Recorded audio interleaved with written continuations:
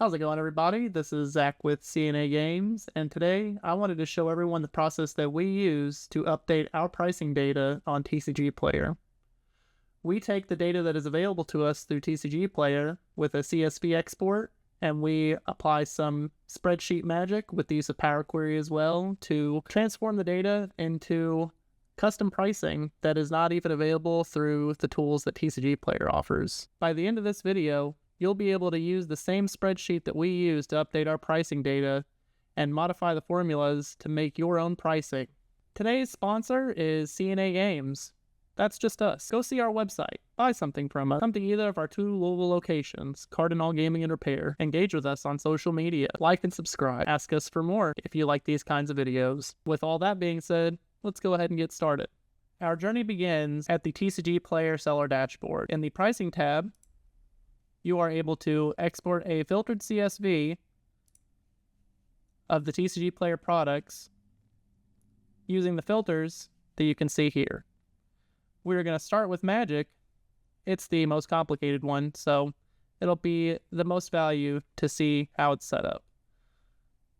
We're going to click Magic, leave all set names. We don't want to do sealed product, so we're going to select individual conditions: near mint, lightly played, moderately played. We would normally select all conditions, but if you try to export too big of a spreadsheet, TCGPlayer will just error out, and you'll have to start this process from the beginning. So we're going to select these 3 conditions: all rarities, English language, all printings, and exclude listings with photos. You'll click Export Filtered CSV, and you won't really get any indication that the export is happening other than your little scroll wheel happening up here. And then once the download is finished, we can stop. We don't want that. You can go through. I have the 2 right here. This is the first one. We're going to go through, change back to all conditions so we can reset it, and then select heavy play and damaged, export again, and wait for it to download. You should have 2 files after downloading all of the Magic price data. We're going to open each of them. Between these 2 spreadsheets, we will have the entirety of Magic non-sealed product inventory. And we want to take all of the data in the second spreadsheet of heavily played and damaged. We're going to copy all of row 2 through the final row. We're going to shift click. We've shift clicked A2, and then we're also shift clicking at the last column with data in the last row. And then we Control C to copy. Move to the bottom of this spreadsheet. And at the first blank cell, Control V. This will put all the data into one spreadsheet. We can close the second one. We don't need to save the clipboard. And now we have the entire Magic singles database with pricing from TCGPlayer. We're going to save this into the area that we'll be working. This is where we'll be doing all of our work here. And you can see we have 2 files. We'll get to those later. I would rename this current. And this is the file that we'll end up saving. So we're going to get out of this. I've already done all this. You've saved that file as a current file. Now we are in the folder that we saved the file. We have our current file. We also have the NC MTG price updater. I have this open. This is where all the magic is happening. You can see we have 2 sheets. Both of these sheets' data is populated through the use of Power Query, as seen here, where you can get and transform data. This sheet is already set up. I'm going to show you guys how to get this information with a new spreadsheet. So we're going to minimize this for now. And back in the folder that we are working in, we're going to create a new Excel spreadsheet. We're going to call it YT, and then we're going to open this spreadsheet. So with a new spreadsheet, you are able to create these data links in the Data tab from text CSV. We're going to assume in this case that you will not have a previous because you haven't done this before. So you will have the current CSV file that you've created, and we'll select that. Import. We're going to transform data. And this is where Power Query is going to start to work. The first thing that we're going to do is make sure that the applied steps have been applied correctly. Promoted headers and has headers at the top. Change type means that it is making the column data relevant to what type of data is in the column. The first one, TCGPlayer ID, it is using a whole number. And these are whole numbers. Product line is text, set name is text, product name is text, title is text, so on. Once you get to number, it is set as a whole number. I like to set this as text because between all of the card games, some of them have numbers in them, some of them don't. We don't actually reference this data anyway, so it really doesn't matter. But we're just going to go ahead and set that as text. And then we are working within the most recent step so we can replace current without having to worry about anything. Rarity and condition are both text. We have the TCG market price. That is a currency. Direct low, currency. Low price with shipping, currency. TCG low price, currency. Quantity is a whole number. Add to quantity is a whole number. TCG marketplace price is a currency. Replace my store reserve quantity is a whole number. My store price is a currency. And photo URL is text. Photo URL really doesn't matter. So for our current sheet, we have the data types correct. What we need to do is go in and change the names of two columns. We're going to change TCG marketplace price. We're going to rename it to old TCG marketplace price. And then my store price, we're going to rename to old my store price. At this point, the Power Query has been set up correctly. We can close and load. And what this is going to do is create a table in our spreadsheet that has the correct information.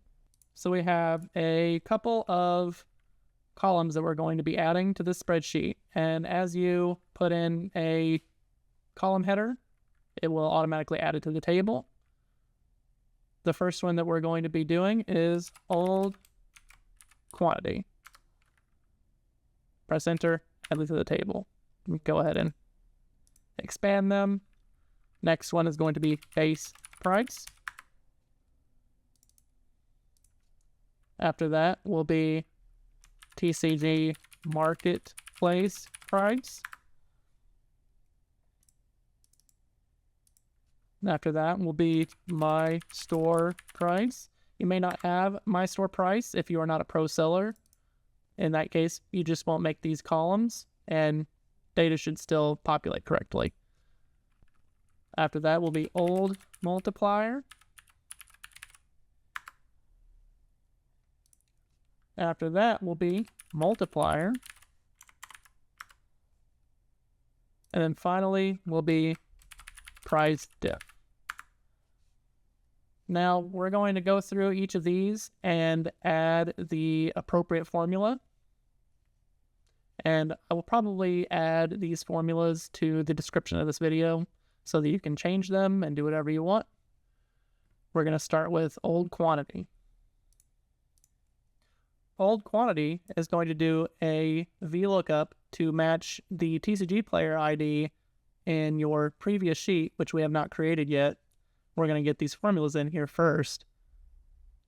And then it will check the quantity of that TCGPlayer ID after it matches it to this row's TCGPlayer ID and output that quantity.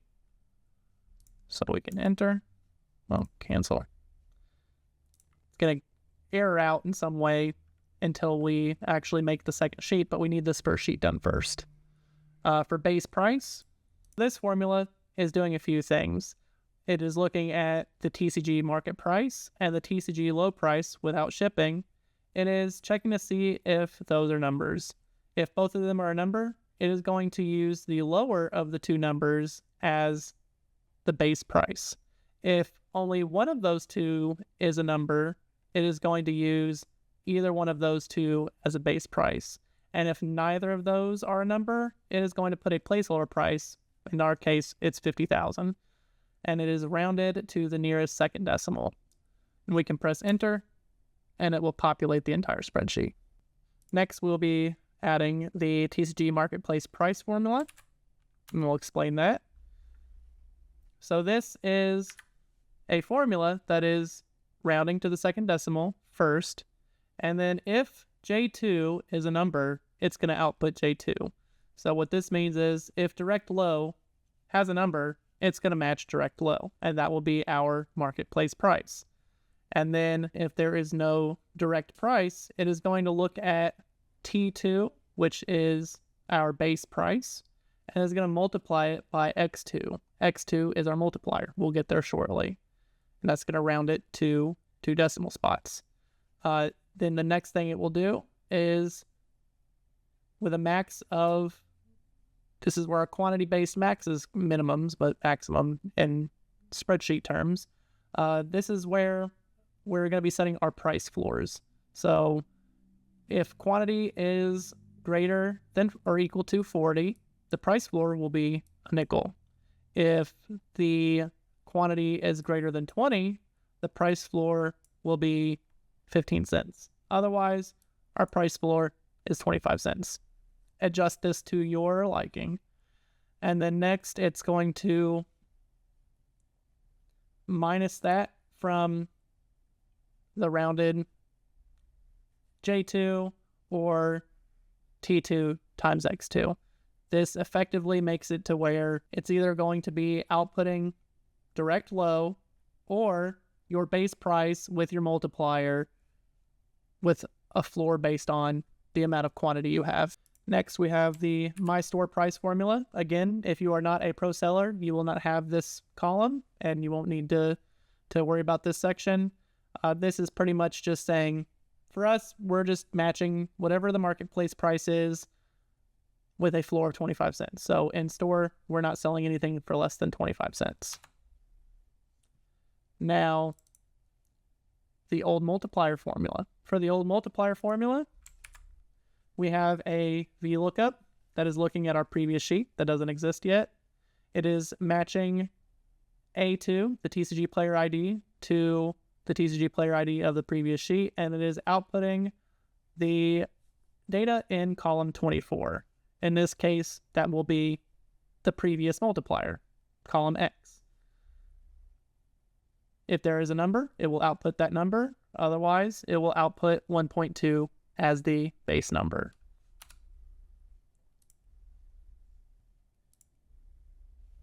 In this case, it's not finding anything, so it's outputting 1.2. In this case, that's what we want.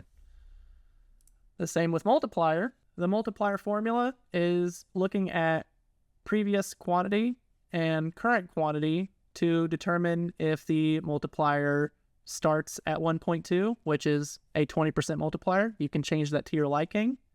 And then if there is quantity, it is going to drop the multiplier based on information in your total quantity and your previous quantity. So the way our multiplier works is when no quantity exists in either total or old quantity, it resets the multiplier to a 20% multiplier. If quantity exists in total quantity, but not old quantity, it's going to start at the 20% multiplier. If quantity exists in both total quantity and old quantity, it is going to drop the multiplier by either 5% or 1% as it moves closer to no multiplier. Once the multiplier gets to 1 or no multiplier, it will drop it by 1%.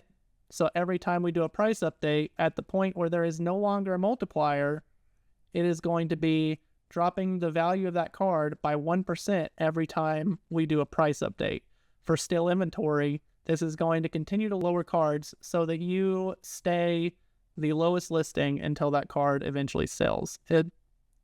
Again, completely editable, customizable how you want. And finally, the price diff column. This is for your own information, just so you can see how fluctuations are happening in your price updates. It is U2 minus O2. That is the marketplace price minus the old marketplace price. You can see here it's already starting to populate some stuff. So now that we have our columns created, we're going to use this to create our previous price update sheet that we'll be using as the reference point for these formulas. We're going to do that by File, Save As, change the file type to CSV, and change the file name to Previous. I already have a previous one, so I'm not going to save it, but you would save it here. It's going to ask you to save just the current sheet. Since CSV doesn't save multiple sheets, you're just going to click Yes. And now in your folder, you're going to have your price update worksheet. You're going to have your current file, and you're going to have your previous file. So we need to create an additional connection with Power Query to start using that previous data. So from text CSV, get data, looking at previous, transform data, and just like with the current sheet, we're going to change the data types to match the spreadsheet. Your multipliers are going to remain decimals, and price diff is a currency. Now we have our table information created. We're going to close and load. So if you created the previous CSV, your multiplier, your old multiplier will populate as 1.2. Before we do anything else, we're going to go in and do some editing of these queries to make sure that when you open the file, it's going to update the data. So enable background refresh. We're going to refresh data when opening the file, and then enable fast data load. I don't know what fast data load does, but it says fast, so we're going to do it. Okay with that one. Right click, properties, refresh data when opening the file, enable fast data load. So after creating the connection to your previous sheet and setting your Power Query information to refresh based on these settings, you're going to need to repopulate the columns that are pulling from the previous sheet. So just go into your formula, press enter. It's going to do another search for that information.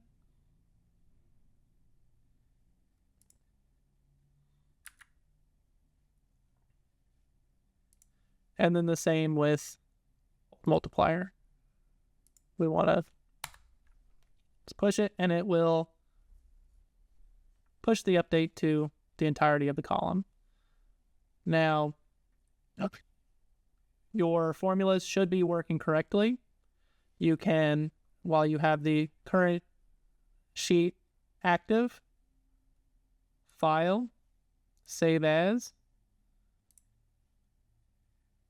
CSV, and you can call this anything you want. I leave it YT poop for now. Okay.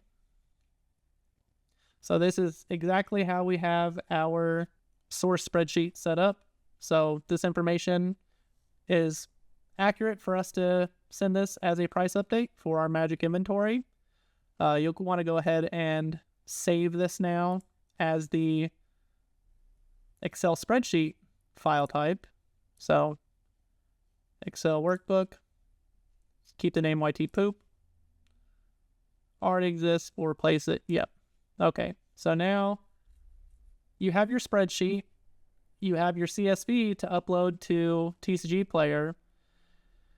Right now would be a good opportunity to use some of the table functions that exist in Excel to look at how your pricing is working, because for the first time, there's going to be a lot of pricing changes.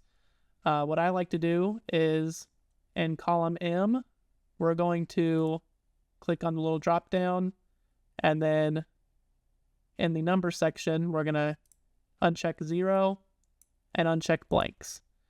What this is going to do is it's only going to show our actual inventory. So things that we have quantity of.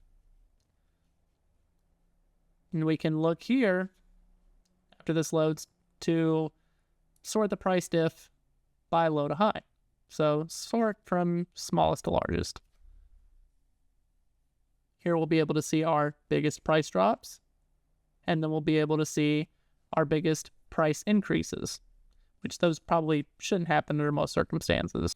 So you can see here, these are instances where we've had substantial price drops.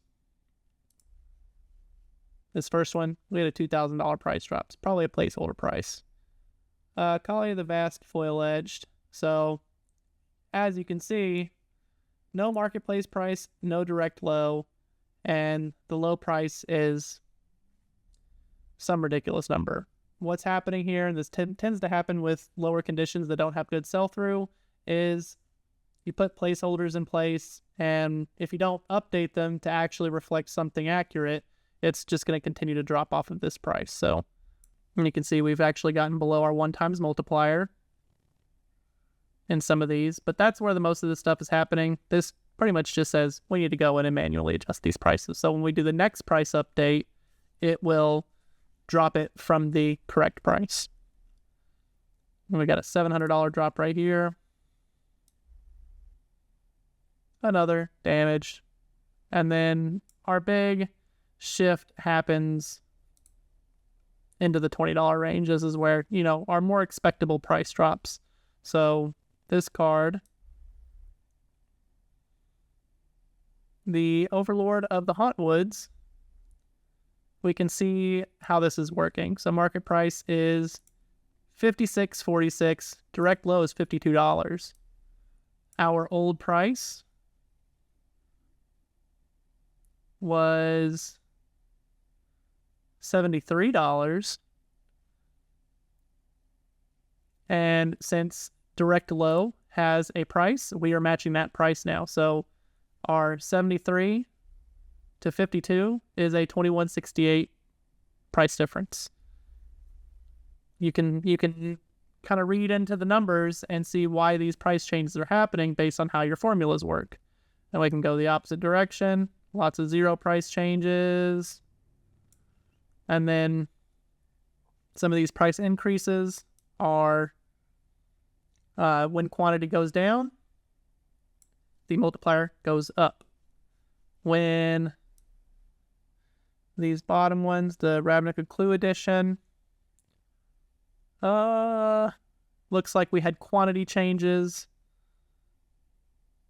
that increased. Well, let's see what's base price is 50,000. Okay, that is because, again, no pricing data to reference. So what happened here was we probably, if we look at total quantity and add 2 quantity is the same.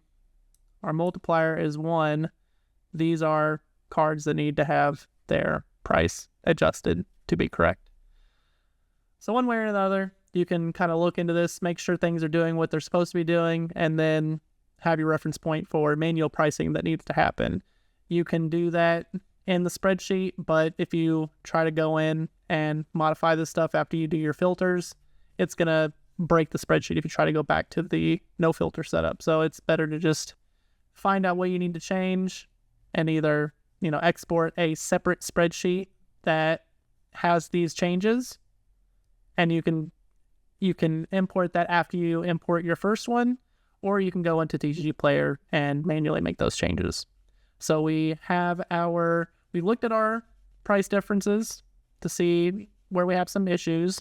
We have our CSV that we're going to import into TCGPlayer. So let's go ahead and do that. We can close this. We've saved it. And here we have our YT poop Excel spreadsheet, and we have our YT poop CSV. This is what we're going to import into TCGPlayer. So we're going to go back to the TCGPlayer pricing tab, close out of this, import to stage, choose file, the folder we're working in, and we need the YT poop Excel CSV. Select it. It's going to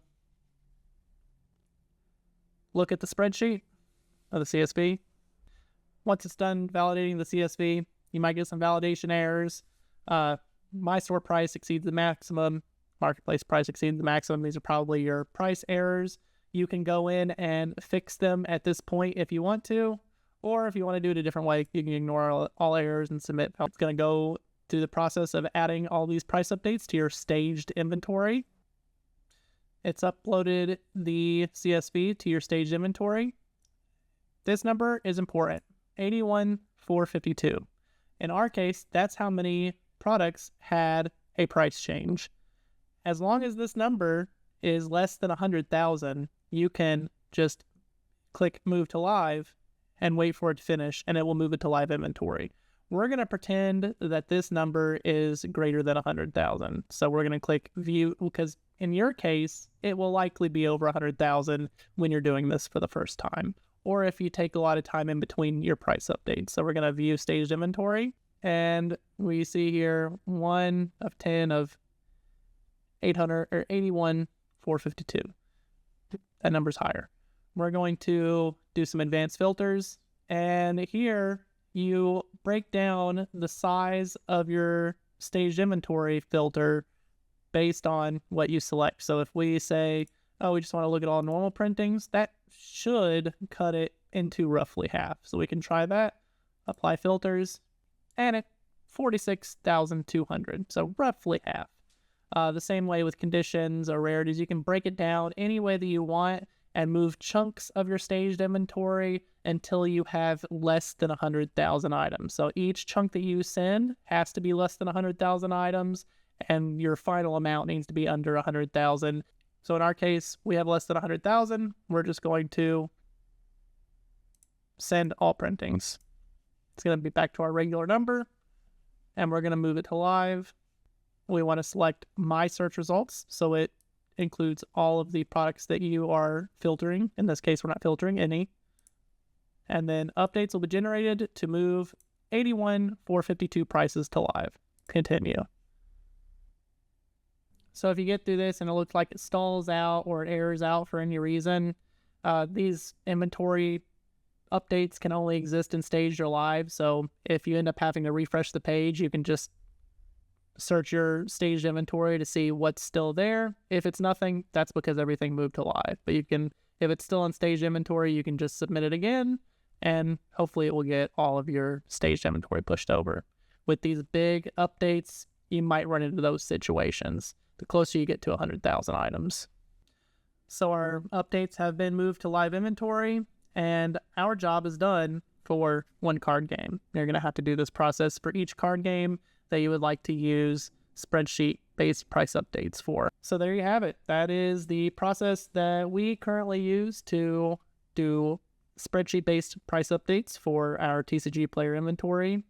There is a lot that I could say would be possible to refine this process, make it more automated, or give you more data points and customization options to help make sure your pricing is exactly what you need it to be. One thing, and I was even thinking about this last night, was the possibility of having either a web application or otherwise something that you can drop your CSV into every day. It will reference not just your previous price update, but data from all of the price updates or all of the CSVs that you import, and then give you the ability to make your price adjustment in the same way that we're doing it through the spreadsheet. That I reasonably feel like is a software that could exist. If somebody wanted to make it, we would probably pay for it, and I'm sure other people would pay for it too. And then you can also maybe even, put some buy list stuff together that would let you reference your own price data to determine how much you want to pay on something. That's for you developers out there. There's your good idea. You can make some money on that if you can get it to work properly. Outside of that, though, I'm sure there are other spreadsheet-based optimizations that can be made. And of course, with the customization that exists currently, along with anything that, someone with better spreadsheet manipulation abilities could come up with, there is a plethora of ways to update your spreadsheet pricing that is not within the confines of what MassPrice, for example, can do if you're a TCG Pro seller. I look forward to seeing what you guys have to say about the way that we update our prices on TCGPlayer. If you have any questions, comments, criticisms, or otherwise, please let us know. I'd be happy to learn new ways to refine our process and make it better. And if you guys need help getting this set up, feel free to reach out. And if we can help you, we will. Other than that, we appreciate you watching today's video, and we look forward to seeing you in the next one.